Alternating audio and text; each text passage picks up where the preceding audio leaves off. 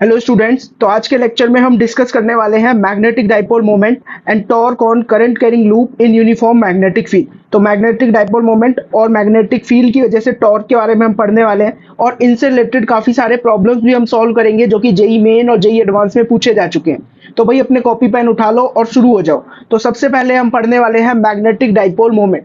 भाई अगर तुम्हारे पास कोई भी करंट कैरिंग लूप है, एक लूप जो करंट कैरी कर रहा है, हर एक current carrying loop as a bar magnet या टाइनी बार मैग्नेट की तरह एक्ट करता है। इट मींस इसके पास दो पोल्स होंगे, एक होगा साउथ पोल और एक होगा नॉर्थ पोल। ठीक है, तो जैसे ही दो पोल्स हैं, दो पोल मतलब भाई डाइपोल। सीन्स हर एक क्लोज लूप किसकी तरह एक्ट कर रहा है, एक डाइपोल की तरह एक्ट कर रहा है या बार मैग्नेट की तरह एक्ट कर रहा है, तो इसीलिए हर एक करंट कैरिंग लूप से एसोसिएटेड एक मैग्नेटिक डाइपोल मोमेंट होगी। भाई वो जो मैग्नेटिक डाइपोल मोमेंट होगी उसका फॉर्मूला वगैरह होता है क्या कोई? तो उसका फॉर्मूला होता है magnetic moment is equals to M से हम इसको रिप्रेजेंट करेंगे। ये होता है भाई current times of area vector. ठीक है, क्या होता है भाई? Current times of area vector. अब क्या है, अगर तुम्हारे लूप में एन टर्न्स है, लूप में एन टर्न्स है तो तुम एन से मल्टीप्लाई करोगे तो मैग्नेटिक मोमेंट आ जाएगा इस केस में तुम्हारा एन आई ए वेक्टर। बात समझ में आ रही है? अच्छा, अब तुम बोलोगे सर इसकी डायरेक्शन कैसे निकालें? भाई इसकी डायरेक्शन के लिए कुछ भी नहीं करना, तुम्हें क्या करना है कि एरिया वेक्टर की जो डायरेक्शन होगी वही किसकी डायरेक्शन होगी? मैग्नेटिक मोमेंट की। या फिर क्या करना है तुम्हें? तुम्हें कर्ल करना है अपनी फिंगर्स को, अपने राइट हैंड की फिंगर्स को कर्ल करना है in the direction of current. तो thumb will give you the direction of magnetic dipole moment. बात समझ में आ रही है? अच्छा, एक और जो हम कन्वेंशन यूज करेंगे, मान लो ये मेरे पास कोई करंट कैरिंग लूप है और इस करंट कैरिंग लूप में क्लॉकवाइज करंट फ्लो हो रहा है।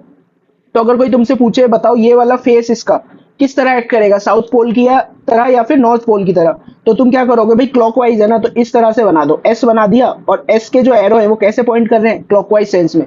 इट मींस ये ऊपर वाला जो फेस है इसका किस तरह एक्ट कर रहा होगा? साउथ पोल की तरह एक्ट कर रहा होगा। और सेम ही डाइपोल का अगर हम नीचे वाला फेस देखेंगे या पीछे से देखेंगे तो हमें ऐसा नजर आएगा करंट इसमें कैसे फ्लो हो रहा है? एंटी क्लॉकवाइज करंट फ्लो हो रहा है। ठीक है, करंट कैसे फ्लो हो रहा है? Anti clockwise, anti clockwise flow हो रहा है। तो ये वाला जो पोल है इसके लिए क्या करो भाई? एक ऐसे एन बना लो, एन बना लो और एन के जो एरो है वो कैसे पॉइंट कर रहे हैं भाई? एंटी क्लॉकवाइज सेंस में पॉइंट कर रहे हैं। इट मींस अगर करंट किसी लूप में कैसे फ्लो हो रहा है? क्लॉकवाइज, तो जो भी फेस तुम्हें उस लूप का दिख रहा है वो एज अ साउथ पोल की तरह एक्ट करेगा। और करंट अगर किसी लूप में एंटी क्लॉकवाइज सेंस में फ्लो हो रहा है तो वो जो फेस तुम्हें दिख रहा है वो नॉर्थ पोल की तरह एक्ट करेगा। इस नॉर्थ के पीछे वाला जो पोल होगा या पीछे वाला जो फेस होगा वो साउथ पोल की तरह एक्ट कर रहा होगा। बात समझ में आ रही है? तो यहां से तुम्हें ये भी समझ में आ रहा होगा कि किस तरह से एक करंट कैरिंग लूप एक किसकी तरह एक्ट करता है? बार मैग्नेट की तरह। ठीक है भाई, अब देखो मेरे पास दो लूप दे रखे हैं और इसमें करंट की डायरेक्शन दे रखी है, दोनों में अलग अलग। मुझे बताना है मैग्नेटिक मोमेंट क्या होगा। ठीक है भाई, दोनों में एक एक टर्न है सिर्फ। तो मैग्नेटिक मोमेंट मैं जानता हूं ये होता है करंट इनटू एरिया। ओके, तो इस वाले लूप में अगर हम देखें तो फिंगर्स कर्ल करेंगे भाई इस सेंस में, फिंगर्स अपने राइट हैंड की तुम इस सेंस में कर्ल करने वाले हो तो तुम्हारा थंब ऐसे आउट ऑफ द प्लेन आ जाएगा। तो हम यहाँ पर ये समझ गए कि यहाँ पे मैग्नेटिक मोमेंट की डायरेक्शन क्या जाएगी? आउट ऑफ द प्लेन जाएगी। एम वेक्टर हो कितना जाएगा? I times of area vector, that is i pi are square. और डायरेक्शन बोल देते हैं ये क्या है? लूप अगर एक्स वाई प्लेन में रखा हुआ है तो ये जो मैग्नेटिक मोमेंट है ये के कैप में जाएगी, है ना। सेम इधर भी लूप रखा हुआ है अपना किस में? एक्स वाई प्लेन में। अब इसमें करंट कैसे फ्लो हो रहा है? एंटी क्लॉकवाइज फ्लो हो रहा है। तो क्या करूंगा मैं? अपने राइट हैंड की फिंगर्स को इस तरह से कर्ल करूंगा। तो इस केस में अगर तुम देखोगे भाई तो तुम्हारा थंब जो है वो ऐसे डाउनवर्ड डायरेक्शन में पॉइंट कर रहा होगा। इट मींस इसका मैग्नेटिक मोमेंट वेक्टर किस डायरेक्शन में जा रहा होगा? माइनस जेड एक्सिस के अलोंग जा रहा होगा। तो M vector is equals to I into pi are square. Direction क्या हो जाएगी इसकी? माइनस जे कैप। बात समझ में आ रही है भाई? अब देखो एक प्रॉब्लम करते हैं। अपने को क्या दे रखा है? हमें दे रखा है कि ये एक स्क्वायर लूप है। कैसा लूप है? Square loop. इसकी साइड है 5 मीटर और इसको हमने किस प्लेन में रख रखा है? इसको एक्स जेड प्लेन में हमने रख रखा है। तो हमें ये बताना है इसका मैग्नेटिक मोमेंट क्या होगा। तो भाई मैग्नेटिक मोमेंट के लिए चाहिए हमें करंट इनटू एरिया वेक्टर। ठीक है, तो इसमें पहले तुम्हारा काम ये होगा कि तुम एरिया वेक्टर फाइंड करोगे। एरिया वेक्टर किस तरह से फाइंड करना है अब वो समझो भाई। तो देखो सबसे पहले पॉइंट्स के कोऑर्डिनेट देख लो। ये वाला पॉइंट ओरिजिन पे तो इसके कोऑर्डिनेट होंगे 0 0 0। ये वाला पॉइंट कौन से प्लेन में? एक्स जेड प्लेन में। और ये वाली साइड कितनी है? 5। 5 का अगर एक्स के अलोंग कंपोनेंट दोगे तो ये कितना हो जाएगा? 5 cos 37। cos 37 की वैल्यू कितनी होती है? cos 37 की वैल्यू होती है 4/5। तो ये कितना आ जाएगा तुम्हारे पास? 5। मतलब इसमें एक्स में कितना प्रोजेक्शन आ रहा है इसका? 5। और अगर तुम इसका कंपोनेंट जेड एक्सिस में निकालोगे तो ये कितना आ जाएगा? ये आ जाएगा 5 sin 37। sin 37 की वैल्यू होती है भाई 3/5। तो z में इसका कंपोनेंट कितना आ रहा है 3, x में कितना कंपोनेंट आया था इसका 4, और y इसके लिए कुछ होगा नहीं क्योंकि ये xz प्लेन में, तो हो जाएगा 4, 0, 3, है ना। एक इस d पॉइंट के कोऑर्डिनेट और बता दो भाई, d पॉइंट के कोऑर्डिनेट तुम बोलोगे सर ये हो गए 0, y में 5 है और z भी क्या है 0, x 0, y 5, z 0। तो अब जो इस लूप का एरिया वेक्टर होता है, ध्यान से समझना, जो भाई अपना एरिया वेक्टर होता है ना, वो क्या होता है हम जानते हैं, एरिया वेक्टर को हम क्रॉस प्रोडक्ट से डिफाइन करते हैं। तो ये हो जाता है A B vector cross A D vector, A B vector cross A D vector, यही तुम्हारा एरिया वेक्टर है। तो ए बी वेक्टर तुम्हारा क्या आ जाएगा, ए बी वेक्टर मतलब ये वाला वेक्टर, ये हो जाएगा 4i प्लस 3k, और ये वाला कितना हो जाएगा 5j। तो अपना ए बी वेक्टर आ रहा है भाई 4i cap plus 3k cap, और इसको क्रॉस करेंगे किसके साथ 5j कैप के साथ। तो इसका एरिया वेक्टर तुम्हारे पास कितना आ जाएगा बच्चों, ये आ जाएगा 20k cap minus 15i cap.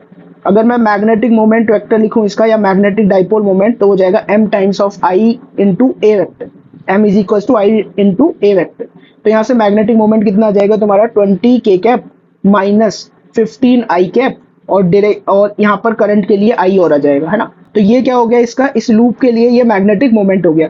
बात समझ में आ रही है। तो देखो भाई ये है अपना नेक्स्ट सवाल, इसमें अपने को एक लैपटॉप टाइप स्ट्रक्चर दे रखा है ना, इसका मैग्नेटिक डाइपोल मोमेंट निकालना है। तो भाई सीन्स ये क्लोज लूप है तो मैग्नेटिक डाइपोल मोमेंट तो एग्जिस्ट करेगा।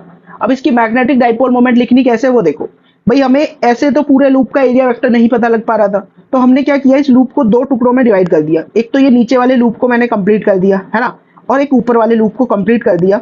और तुम देख रहे हो ना, मैंने ये जो करंट की डायरेक्शन इनमें मार्क करी है, इक्वल एंड अपोजिट करी है, मतलब इन दोनों में करंट कैंसिल आउट हो रहा होगा। ओके, तो ऊपर वाला देखें तो अपने पास एक ऊपर लूप बन गया है ना, एक लूप कितने बन गया अपने पास, एक नीचे बन गया है। अच्छा, ऊपर वाला लूप किस में है, ये एक्स वाई प्लेन में, तो इसका एरिया वेक्टर किस डायरेक्शन में जाएगा, फिंगर्स को करंट की डायरेक्शन में कर्ल करोगे तो तुम्हारा थंब जेड डायरेक्शन में पॉइंट कर रहा है, प्लस जेड में, है ना। और ये जो नीचे वाला लूप है ये एक्स जेड प्लेन में, तो फिंगर्स को करंट की डायरेक्शन में अगर तुम कर्ल करोगे तो तुम्हारा थंब ऊपर की तरफ पॉइंट कर रहा है, दैट इज प्लस वाई में, है ना। तो मैग्नेटिक मोमेंट भाई ऊपर वाले का अगर मैं लिखूं, ऊपर वाला मतलब इस वाले लूप का लिखूं, तो इसका मैग्नेटिक डाइपोल मोमेंट हो जाएगी आई, इसका area a into b, direction आ रही है के कैप, और नीचे वाले लूप के लिए आई, और इसका एरिया हो जाएगा ए इंटू बी, और डायरेक्शन क्या आ रही है इसमें जे कैप। तो ओवरऑल मैग्नेटिक मोमेंट क्या आ गया, आई ए बी जे कैप और प्लस में के कैप। हो गया भाई प्रॉब्लम सॉल्व, क्या ही बड़ी बात थी। ठीक है, नेक्स्ट देखो भाई, एक क्यूब है और क्यूब के कुछ एजिस पे अपन ने वायर रख दिया। ठीक है, हमसे ये बोला गया क्यूब की साइड है ए, तो इसकी मैग्नेटिक डाइपोल मोमेंट कैलकुलेट करो। तो भाई फिर से वही दिक्कत आई, एरिया वेक्टर, है ना। तो हमने सोचा क्यों ना 2-3 लूप बना लिए जाए। कितने लूप बना लिए जाए भाई, 2-3 लूप बना लिए जाए। तो वो कैसे हमने लूप कंप्लीट करे वो ध्यान से समझो भाई। हमने यहाँ पर एक करंट फ्लो करा दिया, लेट्स से इस वाले वायर में, और एक इस तरह से इधर की तरफ करंट फ्लो करा दिया, ये वाला लूप हमने कंप्लीट कर लिया। फिर हमने क्या किया कि अच्छा, अगर इसमें अपन ने राइट करंट फ्लो कराया है तो एक वायर में ऐसे नीचे की तरफ लेफ्ट में भी फ्लो कराना पड़ेगा, तभी ओवरऑल करंट क्या होगा, जीरो रहेगा, है ना। सेम यहाँ पर भी ऐसे ही किया, एक करंट इधर की तरफ फ्लो करा लिया, और इसमें एक करंट कैसे फ्लो करा लिया इधर की तरफ, और एक करंट ऐसे इस वायर में लगा दिया नीचे की तरफ। तो तुम देख रहे हो भाई, ऊपर नीचे current cancel out, left right current cancel out, ऊपर नीचे करंट कैंसिल आउट, है ना। ओवरऑल मतलब कुछ भी चेंज नहीं किया है, बस अपन ने लूप कंप्लीट करा है। ठीक है, अब अपने पास 3-3 लूप बन गए। तो अब हम क्या करते हैं, इसकी मैग्नेटिक मोमेंट लिखने की कोशिश करते हैं। ठीक है, तो देखो एक लूप तो अपने पास ये वाला लूप बन गया है, ये वाला लूप बन गया। फिंगर्स ऐसे कर्ल करोगे इस सेंस में, तो तुम्हारा थंब किधर आ जाएगा, थंब आएगा प्लस जेड की तरफ।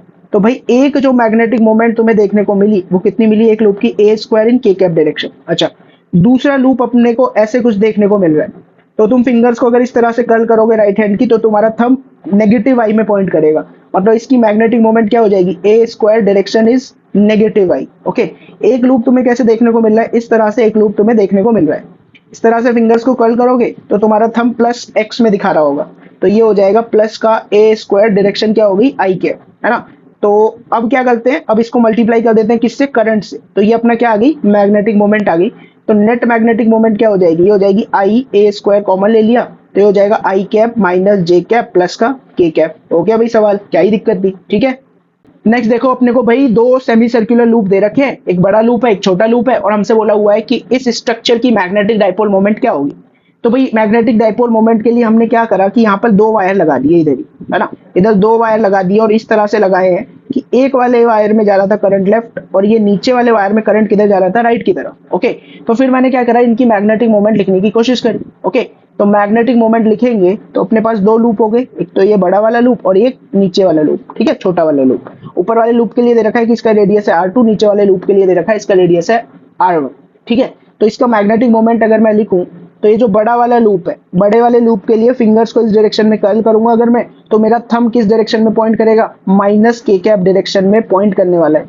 सेम छोटे वाले लूप के लिए भी फिंगर्स इस सेंस में कर्ल करनी पड़ेगी, तो इसमें भी थंब नीचे की तरफ पॉइंट कर रहा है, मतलब माइनस जेड की तरफ पॉइंट कर रहा है। तो दोनों की ही डायरेक्शन क्या आ रही है, माइनस जेड में। ठीक है, तो बड़े वाले लूप का magnetic moment i into pi times of R2 का square divided by 2, direction i minus k cap, plus छोटे वाले के लिए हो जाएगा i into pi times of R1 का स्क्वायर डिवाइडेड बाई 2, और डायरेक्शन क्या आ रही है इसकी भी, माइनस के कैप। तो ओवरऑल मैग्नेटिक मोमेंट कितना आ गया अपने पास, आई पाई बाई 2 R1 का स्क्वायर प्लस R2 का स्क्वायर, और डायरेक्शन क्या निकल के आ रही है अपने पास, minus z, that is minus k cap. हो गया प्रॉब्लम सॉल्व भाई, क्या ही दिक्कत थी। ठीक है, तो बच्चों नेक्स्ट टॉपिक है अपने पास जायरोमैग्नेटिक रेशियो, और बहुत ही बढ़िया टॉपिक है और बहुत ही ज्यादा मेहनत मजदूरी ये टॉपिक अपना बचा लेता है। ठीक है, और जेई एडवांस 2025 में इसी बार जायरोमैग्नेटिक रेशियो पे बेस्ड ही एक सवाल पूछा गया, बहुत ही बढ़िया सवाल है जिसको हम सॉल्व भी करेंगे। ठीक है, तो पहले हम समझते हैं जायरोमैग्नेटिक रेशियो होता क्या है। तो भाई जायरोमैग्नेटिक रेशियो क्या है, ये एक रेशियो होता है मैग्नेटिक मोमेंट और एंगुलर मोमेंटम का। किसी भी ऑब्जेक्ट के लिए मैग्नेटिक मोमेंट और एंगुलर मोमेंटम के रेशियो को ही क्या बोलते हैं अपन, जायरोमैग्नेटिक रेशियो। तो देखो भाई, हमें जो सिचुएशन दे रखी है, हमें इसके लिए gyromagnetic ratio that is magnetic moment और एंगुलर मोमेंटम का रेशियो फाइंड करना है। सिचुएशन क्या दे रखी है कि ये कोई एक इलेक्ट्रॉन है और वो आर रेडियस के एक सर्कुलर पाथ में गोल गोल चक्कर लगा रहा है, तो इसके लिए मैग्नेटिक मोमेंट पहले फाइंड करते हैं। तो मैग्नेटिक मोमेंट अगर हम फाइंड करें, क्या फाइंड कर रहे हैं भाई, मैग्नेटिक मोमेंट। मैग्नेटिक मोमेंट का फॉर्मूला तुम जानते हो क्या होता है, करंट टाइम्स ऑफ एरिया। अच्छा, ये करंट कितना हो जाएगा, करंट हो जाएगा चार्ज अपॉन में टाइम, टाइम कौन सा, टाइम पीरियड वाला, और एरिया क्या हो जाएगा, पाई आर स्क्वायर, है ना। तो ये हो जाएगा ई, और टाइम पीरियड, इलेक्ट्रॉन को एक चक्कर लगाने में टाइम लगा होगा 2 पाई आर डिवाइडेड बाय वी, और इनटू में ये हो जाएगा पाई आर स्क्वायर। तो यहाँ से तुम देख रहे हो पाई से पाई कट गया, ओके, एक आर से एक आर चला गया, तो मैग्नेटिक मोमेंट इसकी निकल के आ रही है E we are divided by 2। ये क्या है अपने पास, मैग्नेटिक मोमेंट। अच्छा, अब मेरे को इसका एंगुलर मोमेंटम लिखना है। क्या लिखना है बच्चों, इसका इलेक्ट्रॉन का इस लूप में या फिर बोले तो इस पाथ में एंगुलर मोमेंटम। एंगुलर मोमेंटम हम जानते हैं ये क्या हो जाएगा, ये हो जाएगा M V into R. Okay, अब हमें क्या देखना है, इसका जायरोमैग्नेटिक रेशियो, दैट इज क्या देखना है हमें, मैग्नेटिक मोमेंट और एंगुलर मोमेंटम का रेशियो। तो यहाँ पे मैंने लिखा magnetic moment divided by angular momentum. तो ये कितना आ रहा है तुम्हारे पास, e we are divided by 2, और एंगुलर मोमेंटम था एम वी आर। तो हमें यहाँ पे देखने को मिला कि मैग्नेटिक मोमेंट और एंगुलर मोमेंटम का रेशियो क्या है, E by 2m, that is charge divided by twice of मास। ठीक है, इसी को क्या बोल देते हैं अपन, जायरोमैग्नेटिक रेशियो बोल देते हैं। ठीक है, वही चीज मैंने तुम्हारी हेल्प के लिए यहाँ पे लिख दी है कि जायरोमैग्नेटिक रेशियो है क्या अपना, जायरोमैग्नेटिक रेशियो है भाई मैग्नेटिक मोमेंट और एंगुलर मोमेंटम का रेशियो, है ना। और इसका फॉर्मूला क्या होगा, Q by 2m, Q is the charge on the body and 2m is the twice of mass of the body. और ये जो जायरोमैग्नेटिक रेशियो है ये किसी भी बॉडी के लिए कांस्टेंट होता है और पैरामीटर्स पे डिपेंड नहीं करता, है ना। अगर एक सॉलिड स्फीयर है तो इसके लिए एक जायरोमैग्नेटिक कुछ रेशियो एग्जिस्ट करेगा Q बाय 2m, ये इसके रेडियस पे, इस सब चीजों पे ये डिपेंड नहीं करेगा। ओके, तो कुछ ऑब्जेक्ट्स के लिए हमें क्या फाइंड करना है, जैसे अपने पास एक रिंग दे रखी है, इस रिंग के लिए तुम्हें सेम चीज करनी है कि ये बताओ जायरोमैग्नेटिक रेशियो आ रहा है या नहीं, मतलब gyromagnetic ratio that is magnetic moment by angular momentum का रेशियो क्या Q बाय 2m आ रहा है या नहीं, वो तुम्हें इस रिंग के लिए चेक करना है। ओके भाई, कोई दिक्कत नहीं। सबसे पहले हम क्या देखेंगे, इसके लिए मैग्नेटिक मोमेंट देखेंगे। मैग्नेटिक मोमेंट हो जाएगा करंट इनटू एरिया। ओके, तो करंट हो जाएगा अपना Q बाय T, T की जगह क्या आ जाएगा यहाँ पर 2 pi by omega into area, area हो जाएगा अपना पाई कैपिटल R का स्क्वायर। तो पाई से पाई तो चला गया तुम्हारा, ये हो गया Q omega R square by 2। ये क्या आ गई, इस रिंग की अपने पास क्या आ गई है भाई, मैग्नेटिक मोमेंट। अच्छा, इसका एंगुलर मोमेंटम, एंगुलर मोमेंटम तुम्हें देखना है किसके अबाउट, सेंटर के अबाउट देखते हैं, है ना। तो ये क्या हो जाएगा, इसका सेंटर के about moment of inertia into omega. अच्छा, रिंग का कितना होता है, सेंटर ऑफ मास के अबाउट उसका moment of inertia mr square, तो ये हो जाएगा mr स्क्वायर इनटू में ओमेगा। अच्छा, इसके लिए देखें gyromagnetic ratio that is magnetic moment by angular momentum, तो ये क्या आ रहा है अपने पास, Q omega R square divided by 2 और whole divided by m r square into में ओमेगा। तो देखो R स्क्वायर से R स्क्वायर कैंसिल, ओमेगा से ओमेगा कैंसिल, तो ये हो जाएगा Q divided by twice of mass. तो देख रहे हो भाई, तुमने रिंग ली, स्टिल सेम आ रहा है, कितना आ रहा है, Q/2m निकल के आ रहा है। मतलब कोई भी ऑब्जेक्ट ले लो, उसका मैग्नेटिक मोमेंट और एंगुलर मोमेंटम का रेशियो फिक्स्ड है, दैट इज Q/2m। बात समझ में आ गई?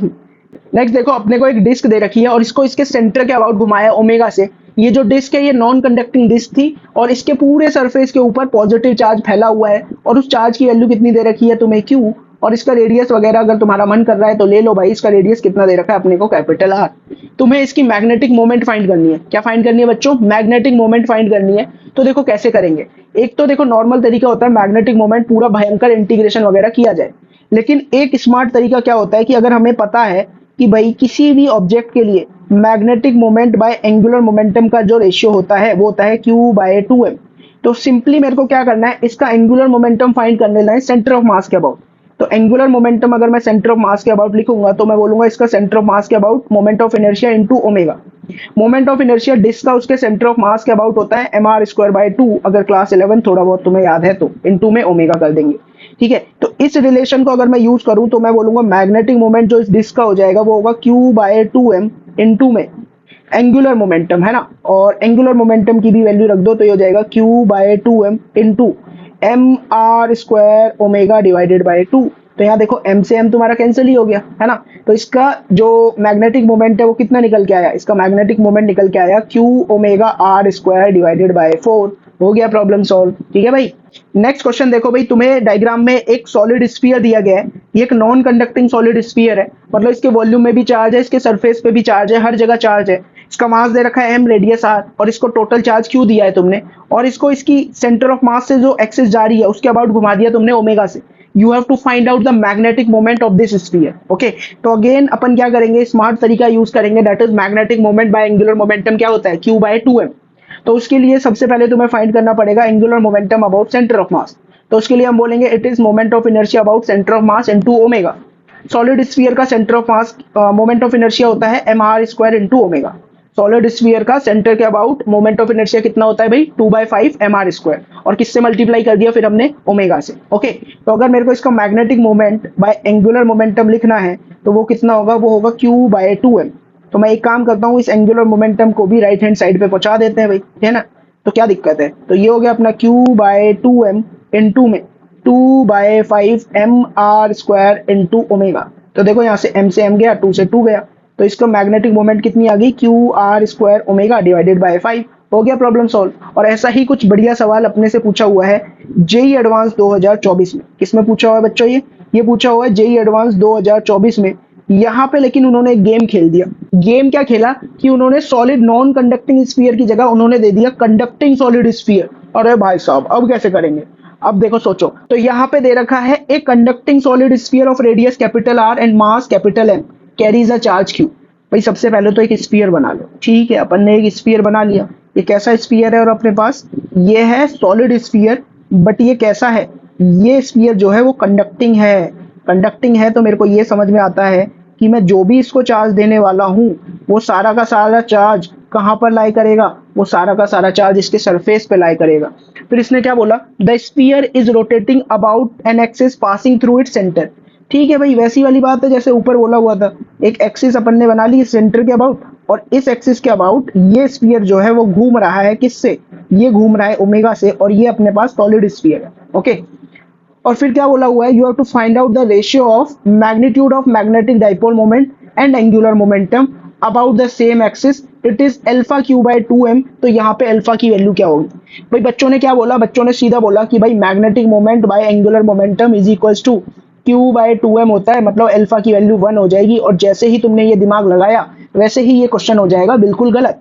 ठीक है, तो यहाँ पे क्या करेंगे, यहाँ पे भाई जब चार्ज पूरा का पूरा किधर है, जब पूरा का पूरा चार्ज ही तुम्हारा सरफेस के ऊपर है, तो तुम ऐसे सोचो, अगर ये मेरे पास एक होलो स्फीयर होता, ऐसा स्फीयर होता, होलो स्फीयर होता, तो उस होलो स्फीयर के लिए मैं magnetic moment by angular momentum की वैल्यू क्या लिखता, उसके लिए मैं लिखता magnetic moment by angular momentum की वैल्यू Q/2m। लिखता या नहीं लिखता। तो पहले तुम उस होलो स्फीयर की जो मैग्नेटिक मोमेंट होगी, अब ये बात समझो, इस होलो स्फीयर की जो मैग्नेटिक मोमेंट होगी वही मैग्नेटिक मोमेंट किसकी होगी, वही मैग्नेटिक मोमेंट रहेगी किसकी, सॉलिड स्फीयर की रहेगी, क्योंकि सिचुएशन दोनों के लिए सेम है, दोनों ही ओमेगा से घूम रहे हैं, दोनों के लिए ही सरफेस पे चार्ज है, इसीलिए दोनों की मैग्नेटिक मोमेंट सेम रहेगी। दोनों के लिए डिफरेंट क्या रहेगा, एंगुलर मोमेंटम डिफरेंट रहेगा। तो पहले भाई इसके लिए क्या काम करो, इसके लिए तुम फाइंड कर लो मैग्नेटिक मोमेंट। ओके, तो इस होलो स्फीयर के लिए हम क्या फाइंड कर रहे हैं, मैग्नेटिक मोमेंट। तो मैग्नेटिक मोमेंट और इसका एंगुलर मोमेंटम मतलब ये हो जाता है 2/3 mr स्क्वायर, होलो स्फीयर का उसके सेंटर ऑफ मास के about moment of inertia 2/3 mr square into omega कर देंगे, तो ये क्या हो जाएगा, angular momentum, and this should be equals to q divided by 2m। तो यहाँ से देखो 2m कैंसिल, तो ये जो मैग्नेटिक मोमेंट निकल के आ रही है तुम्हारे पास, ये कितनी निकल के आएगी तुम्हारे पास, ये आएगी q/3 और यहाँ हो जाएगा ये r स्क्वायर और इनटू में ओमेगा, इतनी मैग्नेटिक मोमेंट आ गई। यही मैग्नेटिक मोमेंट किसकी रहेगी, इस सॉलिड स्फीयर की। तो इस सॉलिड स्फीयर के लिए मैग्नेटिक मोमेंट की वैल्यू क्या फाइंड कर ली, इसके लिए फाइंड कर ली QR square omega divided by 3। अच्छा, इसका एंगुलर मोमेंटम ऊपर बता ही चुका हूँ कितना हो जाएगा, 2/5 mr स्क्वायर इनटू में ओमेगा, है ना। तो देखो यहाँ पर magnetic moment by angular momentum का रेशियो क्या हो जाएगा, देखो r स्क्वायर ओमेगा दोनों में ही है तो कैंसिल हो जाएगा, तो ये आ जाएगा Q 5/3 डिवाइडेड बाय 2m, है ना। यही तो हमें पूछा हुआ था, यही क्या बोला था, alpha is equals to Q divided by 2m। तो यहाँ से अल्फा की वैल्यू कितनी आ रही है, 5/3, इट मीन्स ये वैल्यू कितनी हो जाएगी, ये वैल्यू हो जाएगी 1.67 समथिंग। यही इसका आंसर था कि अल्फा की वैल्यू अपने पास कितनी आएगी, 1.67 ना कि 1। बात समझ में आई भाई, तो ये काफी बढ़िया सवाल था, है ना। तो बच्चों नेक्स्ट टॉपिक है अपने पास torque on current carrying loop in uniform magnetic field. अपन ने क्या किया, एक लूप रख रखा है भाई, किसमें, यूनिफॉर्म मैग्नेटिक फील्ड बी में, magnetic field out of the plane, और इस लूप में करंट फ्लो करा दिया है हमने एंटी क्लॉकवाइज डायरेक्शन में। हमें यह बताना है कि भाई इस लूप पे टॉर्क कितनी लग रही होगी। ओके, तो पहले हम क्या करते हैं भाई, इस सिचुएशन में इस पे फोर्स वगैरह देखते हैं, क्योंकि टॉर्क के लिए क्या चाहिए, अपने को फोर्स चाहिए। ठीक है भाई, तो हमने फोर्स लिखने की कोशिश करी, उससे पहले ये याद रखो ये वाली लेंथ है b और ये वाली लेंथ कितनी है a। ठीक है भाई, तो फोर्स हम जानते ही है, force on current carrying wire in magnetic field, वो कितनी होती है, बिल साइन थीटा। तो इस पे ऊपर की तरफ फोर्स लग जाएगी IB इंटू बी, है ना। इस पे फोर्स कितनी लग जाएगी, L क्रॉस B करके देखोगे तो इस पे फोर्स ऐसे बाहर की तरफ आ जाएगी, और वो आएगी कितनी, IA इंटू बी। इस वाले पार्ट पे भी फोर्स कैसे आएगी, बाहर की तरफ IA इंटू बी, और इस वाले लेंथ पे फोर्स कैसे आएगी, नीचे की तरफ आएगी IB इंटू बी।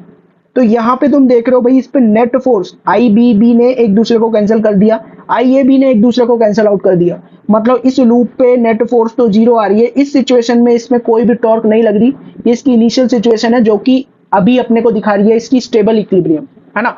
अब हमने क्या किया, हमने इस लूप को थोड़ा सा रोटेट कर दिया मैग्नेटिक फील्ड में। थोड़ा सा रोटेट करने के बाद ये तो लूप जो है वो तुमको कुछ इस तरह से नजर आएगा भाई, है ना। थोड़ा सा ही जैसे ही लूप को रोटेट किया तो तुम्हें क्या नजर आएगा कि इस वाले पे, इन दोनों लेंथ पे तो ऊपर की तरफ लग रही होगी IBB, ये तो कैंसिल आउट कर देंगे, इनकी वजह से कोई टॉर्क नहीं आने वाली। बट इस लेंथ पे इधर की तरफ फोर्स आएगी मैग्नेटिक फील्ड के परपेंडिकुलर IAB, इस पे ऐसे अंदर की तरफ फोर्स जारी होगी IAB। तो ओवरऑल तुमको क्या देखेगा कि ये दोनों फोर्सेज जो है इक्वल एंड अपोजिट फोर्सेज लग रही हैं, तो ये दोनों इस लूप को घुमा देंगी, और फिर ये लूप जो है अपना मैग्नेटिक फील्ड में घूमता रहेगा जब तक तुम मैग्नेटिक फील्ड को स्विच ऑफ नहीं कर देते। ठीक है, मान लो ये लूप को हमने घुमा दिया, कितने एंगल से, थीटा एंगल से घुमा दिया है इस लूप को।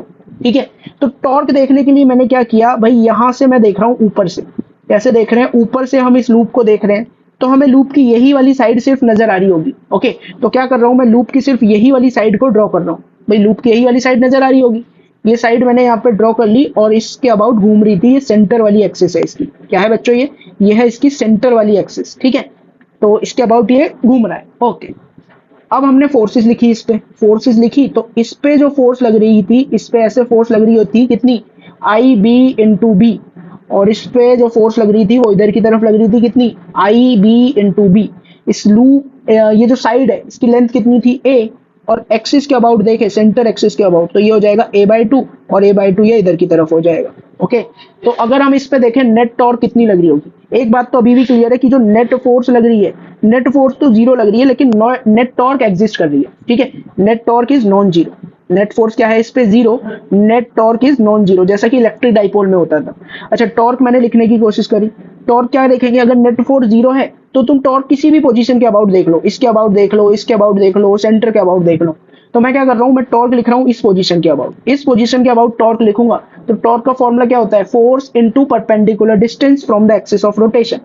अच्छा, परपेंडिकुलर डिस्टेंस किसका, आई बी इंटू बी, भाई लाइन ऑफ फोर्स ये है तो इसका perpendicular distance axis of rotation से ये वाला डिस्टेंस हो जाएगा, और ये डिस्टेंस हो कितना जाएगा, ये डिस्टेंस हो जाएगा ए साइन थीटा। ठीक है, तो यहाँ पर हमने टॉर्क की वैल्यू लिखना चाहिए, तो टॉर्क की वैल्यू अपने को क्या मिल रही है, एक तो फोर्स है ना, टॉर्क क्या होता है R cross F, F R की वैल्यू परपेंडिकुलर डिस्टेंस अपने को मिल रहा है यहाँ पर ए साइन थीटा, ये परपेंडिकुलर डिस्टेंस देखने को मिला, यही इस पे टॉर्क लग रही है। अच्छा, ये टॉर्क लग किधर की तरफ रही होगी, इसके लिए क्या करो, फिंगर्स को अपनी पॉइंट करो आर वेक्टर की डायरेक्शन में और इनको कर्ल कर दो इधर की तरफ, तो तुम देखोगे जो हमारा थंब है वो इनटू द प्लेन आ रहा होगा, है ना। तो ये जो टॉर्क लग रही है ये लग रही है इनटू द प्लेन। कैसे लग रही है बच्चों, ये इनटू द प्लेन जो है अपनी टॉर्क लग रही है यहाँ पर, है ना। तो अभी अपने को क्या देखने को मिला, अभी अपने को ये देखने को मिला कि जो टॉर्क है उसकी मैग्नीट्यूड क्या i, i A B into b sine theta. अच्छा, ये ए इंटू बी क्या बन जाएगा, ए इंटू बी बन जाएगा area of loop, A into B क्या बन गया, एरिया ऑफ लूप, तो इसी को लिख दो यहाँ पर एरिया ऑफ लूप। तो टॉर्क तुम्हें क्या देखने को मिली, ये देखने को मिली आई ए बी साइन थीटा। अच्छा, ये आई इंटू ए क्या बन जाएगा, ये तो मैग्नेटिक मोमेंट बन जाएगी भाई, तो टॉर्क क्या देखने को मिली, टॉर्क देखने को मिली अपने को एम बी साइन थीटा। बात समझ में आ रही है, और कैसे लिख सकते हो, वेक्टर फॉर्म में, वेक्टर फॉर्म में लिखोगे तो torque vector is equals to M vector cross B vector, है ना। अच्छा, इलेक्ट्रिक डाइपोल को एक बार याद कर लो भाई थोड़ा सा, वहां पे टॉर्क क्या होती थी, पी ई साइन थीटा, यहाँ पे टॉर्क क्या होगी, एम क्रॉस बी या फिर एम बी साइन थीटा। अच्छा, ये फॉर्मूला तब के लिए है जब लूप में क्या होगा, सिर्फ एक टर्न होगी। अगर अपने पास कैसा लूप है, अब अपने पास है भाई एन टर्न्स वाला लूप। कैसा लूप बच्चों, एन टर्न्स वाला लूप है, तो उस केस में मैं टॉर्क बोलूंगा, टॉर्क कितना हो जाएगा, उस केस में टॉर्क हो जाएगा n i A b sine theta. N i a क्या बन जाएगा, एन आई ए तो अगेन मैग्नेटिक मोमेंट है, तो ये हो जाएगा एम बी साइन थीटा, या फिर क्या लिख सकते हो इसको भी, M vector cross B vector. ठीक है, लेकिन इसमें एक बात याद रखनी है कि ये जो थीटा एंगल है ना, थीटा क्या है, theta is angle between area vector, है ना, एरिया वेक्टर या फिर magnetic moment vector and magnetic field के बीच का एंगल क्या दे रखा है अपने को, यही एंगल अपने को दे रखा है थीटा। बात समझ में आ रही है भाई, ठीक है। तो टॉर्क का फॉर्मूला याद रखेंगे, क्या हो जाएगा, एम क्रॉस बी, सेम वैसा ही है जैसे पी क्रॉस ई था, यहाँ क्या हो गया, एम क्रॉस बी हो गया। ओके, और डायरेक्शन कैसे फाइंड कैसे करेंगे इसकी, एम वेक्टर की तरफ फिंगर्स को पॉइंट करोगे, कर्ल कर दोगे मैग्नेटिक फील्ड की डायरेक्शन में, then the thumb will give you the direction of the torque. Okay, next कुछ नोट्स हैं भाई जो अपने को याद रखने होते हैं। इसमें क्या है, पहला पॉइंट ये दे रखा है कि ऑल्दो हमने अबव एक्सप्रेशन किसके लिए कैलकुलेट किया है, रेक्टेंगुलर लूप के लिए, बट ये जो एम बी साइन थीटा वाला फॉर्मूला है वो हर एक लूप के लिए वैलिड है ना। अब याद करो कि जब अपने पास इलेक्ट्रिक डाइपोल था, उसको इलेक्ट्रिक फील्ड में रख दिया था अपन ने, तो उसकी पोटेंशियल एनर्जी हो गई थी माइनस पी डॉट ई। यहाँ पर इलेक्ट्रिक डाइपोल मोमेंट की जगह अपने पास आ गई है क्या, मैग्नेटिक डाइपोल मोमेंट, और ई की जगह बी।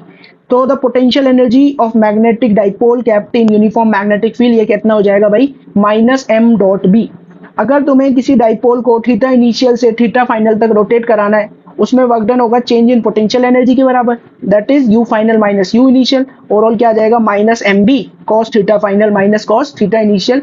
इस क्वेश्चन पे बेस्ड या फिर इस इक्वेशन पे बेस्ड जेई मेन में तुमसे सवाल पूछा गया है, तो ध्यान से याद रखना इन चीजों को भाई, ठीक है। दूसरा क्या है, अगर डाइपोल कोई फ्री है अपना रोटेट होने के लिए, मतलब डाइपोल को कहीं से पकड़ा नहीं हुआ, डाइपोल फ्री है कि मैं भाई कहीं भी घूम जाऊंगा, तो वो कोशिश करेगा कि वो अपने सेंटर ऑफ मास के अबाउट ही घूमे और पैरेलल टू टाउ वेक्टर घूमे। मतलब कोई भी अगर डाइपोल तुमने एज इट इज छोड़ दिया, जिसपे कोई भी फोर्स नहीं लग रही है, सिर्फ मैग्नेटिक फोर्स लग रही है, तो वो अपने सेंटर ऑफ मास के अबाउट घूमेगा। ये बात अपन कहाँ पे करी थी, ये बात सेम करी थी अपन ने इलेक्ट्रिक डाइपोल मोमेंट, वहां भी ये बात ट्रू होती है कि अगर डाइपोल रखा हुआ है तो वो किस पॉइंट के अबाउट घूमेगा, सेंटर ऑफ मास के अबाउट, अगर उसको कहीं से पकड़ा नहीं हुआ है, ठीक है। नेक्स्ट देखो भाई, दो लूप दे रखे हैं और मैग्नेटिक फील्ड में मैंने इनको रख रखा है, क्या दे रखा है अपन ने, दो लूप, और इनको किस में रख रखा है, मैग्नेटिक फील्ड में। एक में जो करंट फ्लो हो रहा है वो क्लॉकवाइज करंट फ्लो हो रहा है, और एक में जो करंट फ्लो हो रहा है वो एंटी क्लॉकवाइज फ्लो हो रहा है। अच्छा, यहाँ पर अगर तुम देखोगे एरिया वेक्टर कैसे आएगा, एरिया वेक्टर करंट की डायरेक्शन में फिंगर कर्ल करो, जो भी थंब की डायरेक्शन होगी वही एरिया वेक्टर की डायरेक्शन है।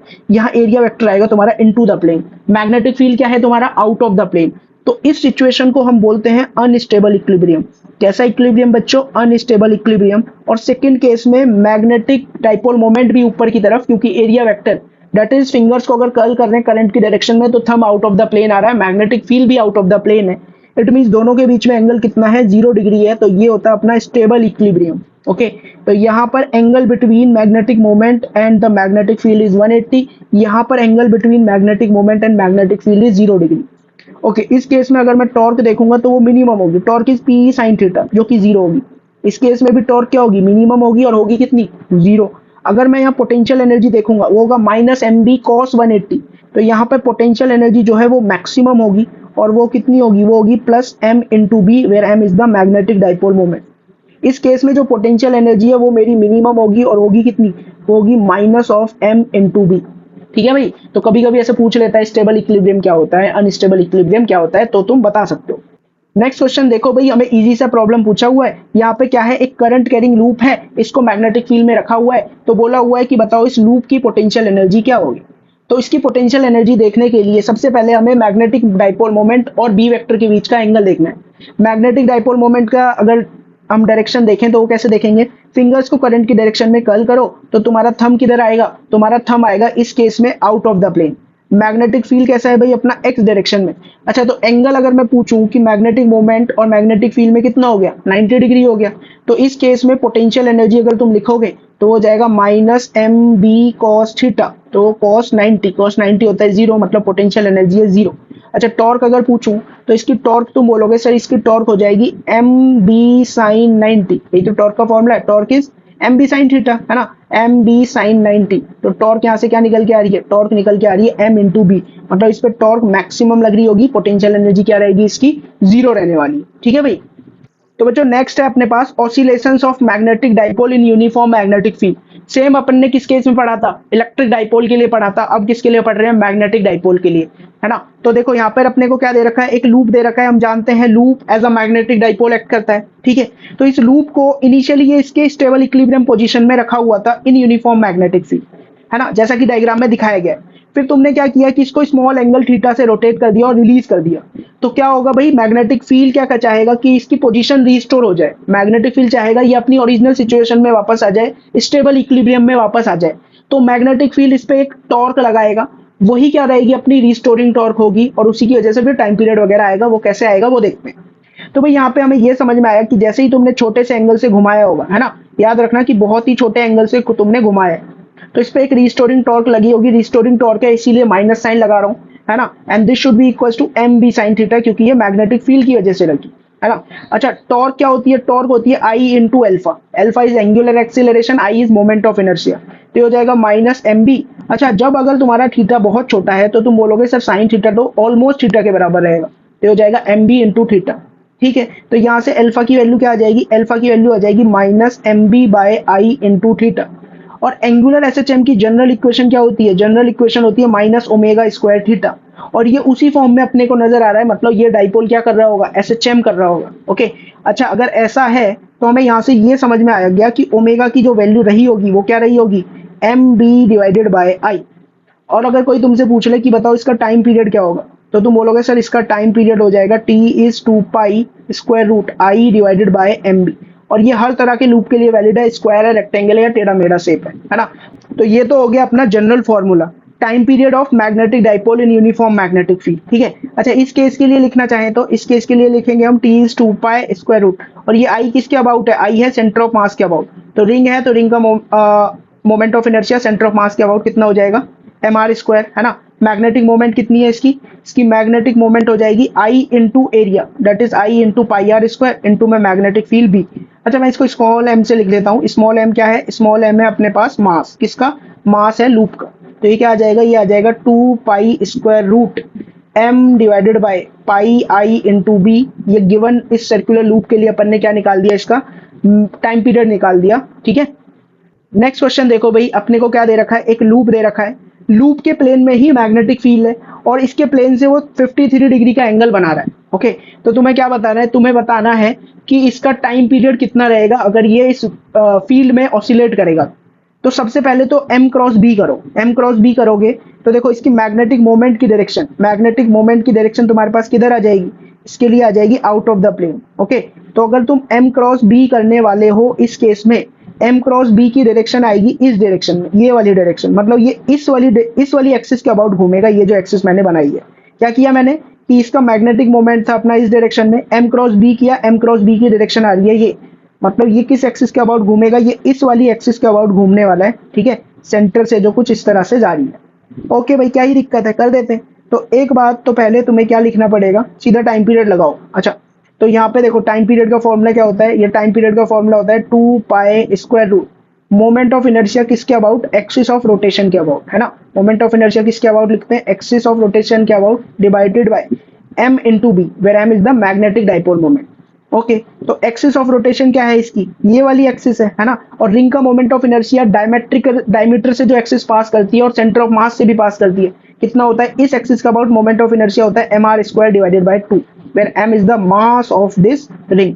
तो हो जाएगा 2 pi square root, m is the mass of ring, तो ये हो जाएगा mr² by 2 moment of inertia, और whole divided by magnetic moment, ये हो जाएगा I into pi are square, into में मैग्नेटिक फील्ड B। तो यहाँ आर स्क्वायर से आर स्क्वायर कैंसिल हो गया। टाइम पीरियड क्या आ रहा है तुम्हारे पास, ये आ रहा है 2 pi square root m divided by 2i pi b, ठीक है। तो याद रखना है, जब t is equal to 2 pi square root i/mb, so here i is the moment of inertia about axis of rotation, या जिस भी एक्सिस के अबाउट अपना लूप रोटेट कर रहा है, and divided by magnetic moment into magnetic field. आज समझ में आ गई भाई।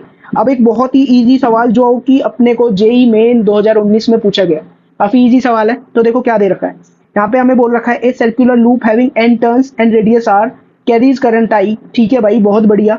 It is held in xz plane. तो देखो भाई, एक सर्कुलर लूप है और उसको तुमने कहाँ पे रखा हुआ है, उसको तुमने रखा हुआ है xz प्लेन में। तो सबसे पहले ये मैंने यहाँ पे डायरेक्शन बना ली, y डायरेक्शन, x डायरेक्शन, ये z डायरेक्शन। इधर क्या किया है तुमने, एक लूप को रखा हुआ है, ठीक है। ये वो लूप है जो अपन ने रख रखा है किधर, अपन ने रख रखा है इसको xz प्लेन। और एक मैग्नेटिक फील्ड एग्जिस्ट कर रहा है एक्स एक्सिस के along, b is equal to B I cap, है ना, b vector is equal to B I cap के अलोंग एक मैग्नेटिक फील्ड है। बोला है इस पे टॉर्क कितनी लग रही होगी, ठीक है। तो टॉर्क के लिए कुछ नहीं करना यार, m क्रॉस b करना है, या M B sine theta. Torque का फॉर्मूला क्या पता है हमें, torque is equal to M B sine theta, where theta is angle between m vector and b vector.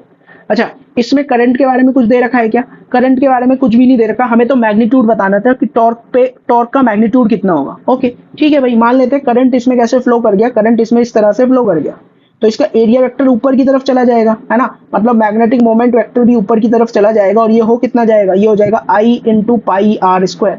अच्छा, मैग्नेटिक मोमेंट और मैग्नेटिक फील्ड में एंगल कितना हो गया, 90 डिग्री। तो तुम सीधा बोलोगे भाई इसमें n टर्न्स थे, तो n से मल्टीप्लाई करना पड़ेगा। मैग्नेटिक मोमेंट में यहाँ भी n से मल्टीप्लाई कर देता हूँ, n into I pi are square into में b और साइन ऑफ 90, क्योंकि m वेक्टर और b वेक्टर में एंगल 90 डिग्री है। तो टॉर्क कितनी आ गई, टॉर्क अपने पास आ रही है n pi are square I into में b, ये क्या आ गई अपने पास, ये आ गई टॉर्क अपने पास। ठीक है भाई, हो गया सवाल, क्या ही बड़ी बात थी इसमें, इजी सा सवाल पूछा हुआ है। नेक्स्ट क्वेश्चन देखो भाई, ये बहुत ही बढ़िया सवाल है। अपने पास एक रेक्टेंगुलर कॉइल है जिसकी साइड है 3x4 सेंटीमीटर, हैविंग 100 टर्न, ठीक है भाई, इसमें 100 टर्न्स हैं, is pivoted about z axis, z axis के अबाउट इसको पिवट कर रखा है, बोले तो फिक्स कर रखा है इस तरह से। ओके, और इसमें क्या बोला हुआ है, the coil carries an electric current 2 ampere, 2 ampere का करंट फ्लो हो रहा है, ठीक है भाई, and magnetic field 1 tesla is present along y axis के अलोंग 1 टेस्ला मैग्नेटिक फील्ड है। भाई इस डायरेक्शन में तुम्हारे पास कितनी मैग्नेटिक फील्ड है, b is equals to 1 tesla, है ना। तो बोला है torque acting on the coil if the side in xy plane makes an angle 37 degree with x axis. तो ये वाला जो एंगल है ये अपने को कितना दे रखा है, 37 दे रखा है ना। ये वाला एंगल कितना है अपने पास, 37। तो हमें बताना है इस पे टॉर्क कितनी लग रही होगी। तो एक बात तो मेरे को यहाँ से क्लियर है कि भाई ये वाली साइड कितनी होगी अपने पास, 4 सेंटीमीटर, और ये x के अलोंग डायरेक्शन की साइड कितनी होगी, ये होगी अपने पास 3 सेंटीमीटर। तो सबसे पहले इसका एरिया वेक्टर फाइंड करना है। एरिया वेक्टर मैंने मैग्नेटिक मोमेंट में सिखाया था, वैसे ही फाइंड करेंगे इसको, ठीक है। कैसे फाइंड करेंगे कि भाई इस डायग्राम में मेरे पास 3 के 2 कंपोनेंट आएंगे, 3 का एक कंपोनेंट x के अलोंग जो कि कितना हो जाएगा 3 cos 37, और 3 का एक कंपोनेंट y के अलोंग जो कि कितना हो जाएगा 3 sin 37। तो वहां से मेरे पास इस वाले पॉइंट के कोऑर्डिनेट कितने आ जाएंगे, ये आएंगे भाई 3 cos 37 x में, और y में कितना है 3 sin 37 है ये y में, और z में कितना है ये 0, और इस पॉइंट के कोऑर्डिनेट कितने आ जाएंगे, इस पॉइंट के कोऑर्डिनेट होंगे 0,0,4। इसको मान लेते हैं a b c और ये d। अब हम पहले क्या फाइंड करते हैं, इसका एरिया वेक्टर फाइंड करते हैं। तो भाई एरिया वेक्टर तुम्हें बता ही चुका हूं मैं, एरिया वेक्टर क्या हो जाएगा, area vector is simply A B vector cross AD vector, है ना। तो अब क्या करो, लिखो भाई AB वेक्टर क्या हो जाएगा, ये हो जाएगा 3 cos 37, डायरेक्शन क्या हो जाएगी आई कैप, प्लस 3 sin 37, ये किसके अलोंग था, y के अलोंग था, है ना, y एक्सिस के अलोंग था। और क्रॉस किसके साथ करेंगे, AD vector that is 4k cap, है ना। AD वेक्टर कितना आ गया अपना, 4k कैप आ गया। तो ये तुम्हारे पास ओवरऑल कितना आ जाएगा, ये हो जाएगा 12, और क्रॉस करोगे तो ये आ जाएगा फिर साइन 37, जे क्रॉस के आई दे देगा, और आई क्रॉस के दे देगा तुम्हें माइनस जे, साइन 37 आई माइनस कॉस 37 जे सेंटीमीटर स्क्वायर। लेकिन मैं इसको मीटर स्क्वायर में करने के लिए 10 की पावर -4 से मल्टीप्लाई कर दिया, इतना मीटर स्क्वायर बन गया ये एरिया अपने पास, ठीक है। वैल्यू भी रख दो भाई, किसकी वैल्यू, साइन 37 की वैल्यू तुम्हारे पास होती है 3/5 i cap, cos 37 is 4/5 j cap, into में 10 की पावर -4 मीटर स्क्वायर। अब मेरे को इसकी मैग्नेटिक मोमेंट लिखनी है, टॉर्क लिखने से पहले m क्या हो जाएगा, number of turns n into current I into में एरिया वेक्टर A वेक्टर। तो ये कितना हो जाएगा, n की वैल्यू होगी 100, करंट कितना दे रखा था तुम्हें, करंट दे रखा था 2 एम्पियर, तो I की वैल्यू होगी 2 इनटू एरिया वेक्टर, ये हो जाएगा 12, और 5 भी कॉमन ले लिया, 12/5 3 आई कैप माइनस 4 जे कैप इनटू में 10 की पावर -4 मीटर स्क्वायर। तो देखो ये ओवरऑल कितना आ जाएगा, ये तुम्हारे पास आ जाएगा 480 इंटू 10 की पावर -4 3 आई कैप -4 जे कैप, इतनी मैग्नेटिक मोमेंट अपने पास आ रही है। अच्छा, मैग्नेटिक मोमेंट की अगर यूनिट होती है भाई एम्पियर मीटर स्क्वायर, क्या होती है, एम्पियर मीटर स्क्वायर। करंट की होगी एम्पियर, एरिया की होगी मीटर स्क्वायर। अभी लेकिन अपने को देखना था टॉर्क वेक्टर, तो टॉर्क वेक्टर के लिए हम जानते हैं टॉर्क वेक्टर का फॉर्मूला होता है m वेक्टर क्रॉस में b वेक्टर। तो हो जाएगा 480 इंटू 10 की पावर -4, और फिर अंदर लिख दो भाई 3i माइनस 4j, और मैग्नेटिक फील्ड किस डायरेक्शन में, ये तो जे कैप डायरेक्शन में है, कितना 1 इंटू जे कैप, ये मैग्नेटिक फील्ड होगी। जे क्रॉस जे तो तुम्हारा 0 हो जाएगा, आई क्रॉस जे तुम्हारा क्या बना देगा, के बना देगा। तो ये हो जाएगा 480 इंटू 10 की पावर -4 इंटू में 3 डायरेक्शन के कैप। तो कितना हो जाएगा ये ओवरऑल, ये तुम्हारे पास हो जाएगा 0.144 न्यूटन मीटर टॉर्क की यूनिट, और इनटू में डायरेक्शन के कैप, ये किसकी वैल्यू आ गई अपने पास, टॉर्क वेक्टर की वैल्यू आ चुकी है। बात समझ में आई। तो बढ़िया सवाल था ये, तुम्हें HC वर्मा में ये सवाल गिवन है, ओके। तो एक बार खुद से जरूर सॉल्व करके देखेंगे इस प्रॉब्लम को। तो बच्चों नेक्स्ट क्वेश्चन देखो, ये हमसे JEE 2002 में पूछा जा चुका है। इस क्वेश्चन में क्या दे रखा है मैं तुम्हें एक्सप्लेन कर देता हूं। यहाँ पर अपने पास एक वायर फ्रेम है PQRS, और इस वायर को हमने इस PQ के अबाउट हिंज कर रखा है, और ये जो वायर फ्रेम है मतलब PQ के अबाउट रोटेट कर सकता है, ऐसे ऊपर की तरफ भी और नीचे की तरफ भी, जैसे भी इसका मन करे, ठीक है। और बोल रखा है कि वायर की लेंथ कितनी है, A है इस फ्रेम की, और विड्थ है इसकी B, ठीक है। फिर इसने बोला कि भाई एक मैग्नेटिक फील्ड लगा दिया 3i + 4k cap into B naught. इस मैग्नेटिक फील्ड लगाने के बाद भी हमने देखा कि ये जो लूप है ये एज इट इज अपनी हॉरिजॉन्टल पोजीशन में ही रहा, इक्विलिब्रियम पोजीशन में ही रहा, ठीक है। तो ये घूमा ही नहीं। इसका मतलब ये हुआ, यहाँ पर अगर हम फोर्सेस देखें, एक मैग्नेटिक फोर्स लगेगी, एक कौन सी लगेगी भाई, एक mg लग रही होगी। मतलब ये लूप अगर घूम नहीं रहा है, इसी पोजीशन पे है, तो जितना टॉर्क mg का रहा होगा उसका इक्वल एंड अपोजिट टॉर्क रहा होगा कौन सा वाला, मैग्नेटिक फोर्स वाला, ठीक है। तो यहाँ पे पहले हम देखते हैं mg का टॉर्क कितना लगेगा। mg बिल्कुल वायर के एकदम सेंटर पे लगेगा, यहाँ पर सेंटर ऑफ मास पे, नीचे की तरफ क्या लग रहा होगा अपना, mg लग रहा होगा। एक बार इसी को हम यहाँ पर ड्रॉ कर लेते हैं, किसको, mg को। तो mg ऐसे वर्टिकली डाउनवर्ड डायरेक्शन में लग रहा होगा, और mg का डिस्टेंस कितना हो जाएगा एक्सिस ऑफ रोटेशन से, इसका ये वाला डिस्टेंस हो जाएगा भाई a/2, है ना। ये डिस्टेंस क्या हो जाएगा इसका, a/2, ओके। तो टॉर्क ड्यू टू अगर मैं mg लिख रहा हूँ, तो mg का टॉर्क मेरे को नजर आएगा कि फोर्स है mg, और इसका perpendicular distance from axis of rotation is a/2। अच्छा, डायरेक्शन क्या होगी, डायरेक्शन के लिए फिंगर्स को इस डायरेक्शन में पॉइंट करो, कर्ल कर दो डाउनवर्ड डायरेक्शन में, तो थंब जो आएगा तुम्हारा +y के अलोंग आ जाएगा। तो यहाँ से हमें दिख गया टॉर्क ड्यू टू mg जो लग रही है वो लग रही है +y के along, that is j cap के अलोंग, ओके। अब देखो लूप जो है अपना किस में है, इक्विलिब्रियम में है। लूप इक्विलिब्रियम में है, बिल्कुल सही बात, ठीक है। तो अब हम अगर देखें मैग्नेटिक मोमेंट, इसकी जो मैग्नेटिक डाइपोल मोमेंट होगी वो किधर होगी, because torque due to magnetic field क्या है, m×b। तो मैग्नेटिक डाइपोल मोमेंट अगर तुम इसका देखोगे भाई, मैग्नेटिक डाइपोल मोमेंट होता है करंट या एरिया वेक्टर की डायरेक्शन में। तो इसका एरिया वेक्टर या तो +z के अलोंग हो सकता है या -z के अलोंग, है ना। तो मेरे को यहाँ से एक चीज समझ में आ रही है कि जो मैग्नेटिक मोमेंट होगी ना, या तो वो प्लस जे कैप के अलोंग होगी, सॉरी प्लस के कैप के अलोंग होगी, या फिर magnetic moment minus k cap के अलोंग होगी। अच्छा, इसको कंफर्म कौन कराएगा? इसको कंफर्म ये कराएगा कि टॉर्क ड्यू टू अगर mg जे कैप में है तो torque due to magnetic field जो है वो किधर होनी चाहिए? माइनस जे कैप में, तभी क्या हो पाएगा भाई? ये अपने स्टेबल इक्विलिब्रियम पोजीशन में रह पाएगा। ओके, तो हमने यहाँ से क्या बोला? हमने बोला torque due to magnetic field जो होनी चाहिए भाई वो होनी चाहिए माइनस जे कैप डायरेक्शन में। अच्छा, टॉर्क ड्यू टू एक बार लिख ही लेते हैं मैग्नेटिक फील्ड की वजह से, तो ये कितना हो जाएगा? ये हो जाएगा magnetic dipole moment cross B vector, तो ये हो जाएगा एम वेक्टर। क्या हो जाएगा ये? M vector cross magnetic field की वैल्यू अपने को दे रखी है 3 आई कैप प्लस 4 के कैप इनटू में बी नॉट। ठीक है, बात समझ में आ रही है भाई? अब देखो हमें क्या बताना है, हमें ये बताना है कि मैग्नेटिक मोमेंट प्लस के कैप में होगा या माइनस के कैप में होगा। ओके, वो कैसे पता लगेगा? कि torque due to magnetic field minus J cap में होना चाहिए। तो यहाँ पे अगर मेरी मैग्नेटिक मोमेंट होगी के कैप डायरेक्शन में, तो के cap cross 3i plus 4k, तो यहाँ पे बस डायरेक्शन चेक कर रहे हैं हम टॉर्क की, तो ये हो जाएगा k क्रॉस i, ये क्या दे देगा तुम्हें? जे कैप, और k क्रॉस k क्या हो जाएगा? 0।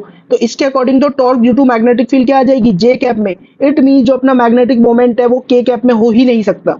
लेकिन अगर मेरा मैग्नेटिक मोमेंट जो है वो माइनस के कैप में हुआ तो इसको क्रॉस करेंगे हम किससे? i प्लस के कैप से, आई कैप प्लस के कैप से। तो के क्रॉस आई ये तुम्हें देगा जे कैप और साथ में माइनस के साथ, तो माइनस जे कैप। और हमने अभी अभी क्या देखा था कि इक्विलिब्रियम में रहना है तो torque due to magnetic field minus J cap में होना चाहिए। तो यहां से अपने को कंफर्म हो गया कि जो मैग्नेटिक मोमेंट वेक्टर है एम वेक्टर किसके अलोंग लाई कर रहा है बच्चों? माइनस के कैप के अलोंग। अच्छा, अगर माइनस के कैप के अलोंग है, इस डायग्राम में हम बनाए तो ऐसे हमें नीचे की तरफ नजर आएगा, क्या? एम वेक्टर नजर आएगा ऐसे नीचे की तरफ। अच्छा, अगर एम वेक्टर ऐसे माइनस के कैप के अलोंग है तो करंट मेरे को समझ में आता है इस सेंस में फ्लो करना चाहिए, है ना? क्योंकि मैग्नेटिक मोमेंट तुम जानते हो ये होता है i times of A vector. इसकी डायरेक्शन के लिए मैंने बताया था कि फिंगर्स को कर्ल करो करंट की डायरेक्शन में, तो यहाँ पे अगर तुम फिंगर्स कर्ल करोगे ना करंट की डायरेक्शन में तो तुम्हारा जो थंब है वो एम वेक्टर की डायरेक्शन देगा और वो पॉइंट करेगा माइनस के कैप में। तो यहां से हमें समझ में आ रहा है कि जो करंट फ्लो होगा पी क्यू वायर में वो पी से क्यू की तरफ फ्लो हो रहा होगा। तो पहला तो क्वेश्चन यही है ना, what is the direction of flow of current in P Q? तो यहाँ पर क्या समझ में आ गया? पहले का आंसर हमें मिल गया पी टू क्यू। अच्छा, एक बार इस टॉर्क का मैग्नीट्यूड भी देख लेते हैं कितना होगा, है ना? तो torque due to magnetic field जो अपनी निकल के आ रही है वही वो होगा magnetic moment vector that is current into area I A B, direction है माइनस के कैप और इसको क्रॉस करेंगे हम 3 आई कैप प्लस 4 के कैप इनटू में बी नॉट। के क्रॉस आई अपना क्या दे देगा अपना बच्चों? ये हमें दे देगा माइनस जे, तो ये हो जाएगा minus 3 I A B into में बी नॉट, डायरेक्शन क्या आ गई इसकी? माइनस जे कैप आ गई। ओके, तो ए पार्ट तो अपना हो गया। बी हमें बोलना है कि इस पे मैग्नेटिक फोर्स कितनी लग रही होगी, किस पे? आर्म आर एस पे। आर एस आर्म पे हमें निकालनी है क्या? Magnetic force. ठीक है, तो बी पार्ट पे आते हैं सीधा। बी पार्ट में हम जानते हैं मैग्नेटिक फोर्स जो होती है भाई उसका फॉर्मूला क्या होता है? वो होता है i times of l vector cross B vector. तो अगर हम आर्म आर एस को देखें तो आर एस आर्म के लिए लिखें तो करंट तो ठीक है भाई, इसमें आई करंट फ्लो हो रहा है। ओके, तो लिख लेते हैं वही आई करंट है अपना। ठीक है, एल वेक्टर क्या होगा? करंट की डायरेक्शन में इसकी, तो इसका एल वेक्टर तुम देखोगे तो आर एस वेक्टर इस तरह से कुछ जाएगा, मतलब माइनस जे कैप में जा रहा है। तो क्या हो जाएगा ये? माइनस का बी इंटू में जे कैप और क्रॉस कर दो मैग्नेटिक फील्ड के साथ। मैग्नेटिक फील्ड कितना है? 3 आई कैप प्लस 4 के कैप इनटू में बी नॉट। तो आर्म आर एस पे मैग्नेटिक फोर्स कितनी आ गई? ये आ गई भाई आई बी इंटू बी नॉट। और तुम अगर करोगे भाई जे क्रॉस आई, जे क्रॉस आई तुम्हें क्या दे देता है? माइनस के, और माइनस पहले से तो प्लस 3 के बन जाएगा, प्लस 3 के और माइनस जे क्रॉस के करोगे तो ये तुम्हें माइनस आई दे देगा, तो माइनस 4 आई कैप। ये आ गई force on arm R S. बोला है तुम्हें एक्सप्रेशन फाइंड करना है आई का in terms of B nought A B and M. Okay, तो उसके हेल्प अपने को कौन करेगा? टॉर्क। सीन्स ये जो अपना लूप है ये किस में? इक्विलिब्रियम में। तो हमने बोला था torque due to magnetic field should be equals to torque due to M G. Magnitude wise अगर हम देखें तो दोनों का मैग्नीट्यूड बराबर होना चाहिए। मैग्नेटिक फील्ड का टॉर्क आया 3 आई A B into B naught. M g का टॉर्क कितना आया था? ये आया था एम जी ए बाई 2। तो यहाँ से तुम्हारे पास करंट की वैल्यू कितनी आ गई? करंट की वैल्यू अपने पास आ रही है M G divided by 6 B into में बी नॉट। ठीक है, तो यही क्या हो गया अपने पास? करंट की वैल्यू होगी। आई होप ये क्वेश्चन एकदम बढ़िया तरीके से तुम लोगों को समझ में आ गया होगा। एक बार खुद से जरूर ट्राई कर लेना इस प्रॉब्लम को। ठीक है भाई। तो बच्चों नेक्स्ट क्वेश्चन देखो, ये अपने से जेई एडवांस 2024 में पूछा जा चुका है। यहाँ हमें क्या दे रखा है, thin stiff insulated metal wire is bent into a circular loop with its two ends extending tangentially from the same point of the loop. भाई अपन ने एक वायर का टुकड़ा लिया, उसको ऐसे सर्कुलर लूप में बेंड कर दिया और फिर ऐसे क्यू पर ले जाके लटका दिया। वो रखा है वायर का मास है m, रेडियस है r, और इसको vertical magnetic field B nought में हमने रख दिया है। इनिशियली जो लूप है वो अपना वर्टिकली डाउनवर्ड लटका रहता है ड्यू टू mg। फिर बोला जैसे ही तुम इसमें से करंट आई फ्लो करते हो वायर पी क्यू में, तो इसकी वजह से क्या होता है कि ये जो लूप है अपना थीटा एंगल से घूम जाता है। तो वो यही बोल रहा है कि इसमें टेन थीटा कितना होगा। ओके, तो यही सब अपने को निकालना है। तो हम क्या करते हैं, हम मान लेते हैं कि मान लो इधर से कोई करंट आया हो, इधर से कोई करंट आया होगा, इसमें ऐसा गया होगा, इधर ऐसा चला गया होगा। ओके, फिर मैंने क्या किया, हम इसका साइड व्यू बनाते हैं, मतलब हम इसको इधर से देखने की कोशिश कर रहे हैं। तो मैंने इसका इधर वही साइड व्यू वाला डायग्राम बना दिया है ना। क्यू से करंट आया था तो इसमें एंटर करा, फिर ऐसे इधर घूमा और फिर इधर की तरफ चला गया वो। ठीक है भाई, बात समझ में आ रही है। तो यहाँ पर इसका साइड व्यू दे रखा है ना। अब ये क्या बोल रहा है कि इसको हमने करंट आई जैसे ही पास किया था, ये तो इनिशियल डायग्राम है, जैसे ही करंट आई पास किया तो ये लूप घूम गया था अपना थीटा एंगल से। तो एक बार वो वाला और डायग्राम बना लेते हैं कि इसको थीटा एंगल से घुमा देते हैं भाई। तो यहाँ पर मैंने वही काम किया भाई, इस लूप को थीटा एंगल से घुमा दिया। इनिशियली ऐसे रखा हुआ था, अब इसको थीटा एंगल से घुमा दिया। एक बार एंगल वगैरह मार्क कर लेते हैं। ओके, तो इसको इस वाले एंगल थीटा से अपन ने घुमा दिया। ठीक है, थीटा से जब तुमने घुमाया तो यहाँ पे तुम्हें नजर आएगा ये एंगल भी थीटा हो चुका होगा, और ये वाला एंगल कितना हो जाएगा, ये हो जाएगा 90 माइनस में थीटा। बात समझ में आ रही है। और mg अपनी नीचे की तरफ लग रही है। ओके भाई, अच्छा अब हमें क्या करना है, हमें ये बताना था टेन थीटा कितना होगा। तो देखो भाई, अगर ये जो लूप है अपना वो इस तरह से घूम गया, इट मीन्स हमें यहाँ पे ये समझ में आ रही है, अगर ये घूमा इसीलिए क्योंकि इसको इक्विलिब्रियम में जाना था। इक्विलिब्रियम में पहुंचा तो मैं ये बोलूंगा कि टॉर्क जितना mg की वजह से लगा होगा उतना ही टॉर्क मैग्नेटिक फोर्स की वजह से लगा होगा। ठीक है भाई, बात समझ में आ रही है। तो हम यहाँ पर क्या करेंगे, हमें कुछ नहीं करना, हमें बस इतना बोलना है कि टॉर्क ड्यू टू mg जो रहा होगा वही टॉर्क किसकी वजह से रहा होगा, मैग्नेटिक फोर्स की वजह से या मैग्नेटिक फील्ड की वजह से। अच्छा, mg का टॉर्क अगर हम देखना चाहें, इसका रेडियस है अपने पास r इसका रेडियस दे रखा है। तो mg लाइन ऑफ फोर्स तो ये वाली है अपनी, है ना। लाइन ऑफ फोर्स से परपेंडिकुलर डिस्टेंस, मतलब ये वाला डिस्टेंस, ये डिस्टेंस कितना हो जाएगा, ये डिस्टेंस हो जाएगा अपने पास r साइन थीटा। तो यहां से टॉर्क mg का कितना आ जाएगा, ये हो जाएगा force into distance, perpendicular distance of force from the axis of rotation. तो ये हो गया mg r sine theta. Torque due to magnetic field क्या होगा, मैग्नेटिक मोमेंट m इनटू में मैग्नेटिक फील्ड b नॉट, और sine of angle between magnetic moment and magnetic field, तो वो है अपने पास 90 माइनस थीटा। तो यहाँ पर ये क्या आ जाएगा, ये आ जाएगा अपने पास mg r sine theta, and this should be equals to magnetic moment क्या हो जाएगी, I into pi are square, I into area, है ना। और मल्टीप्लाई में क्या रहेगा अपना, बी नॉट रहेगा ही रहेगा, इंटू साइन 90 माइनस थीटा हो जाएगा कॉस थीटा। तो यहाँ से देखो एक आर से एक आर तुम्हारा चला गया। ठीक, अपने को क्या देखना था, टेन थीटा। तो टेन थीटा की वैल्यू हमें क्या देखने को मिली, ये मिली आई पाई आर इंटू में बी नॉट, और डिवाइडेड बाय क्या हो जाएगा, डिवाइडेड बाय हो जाएगा mg।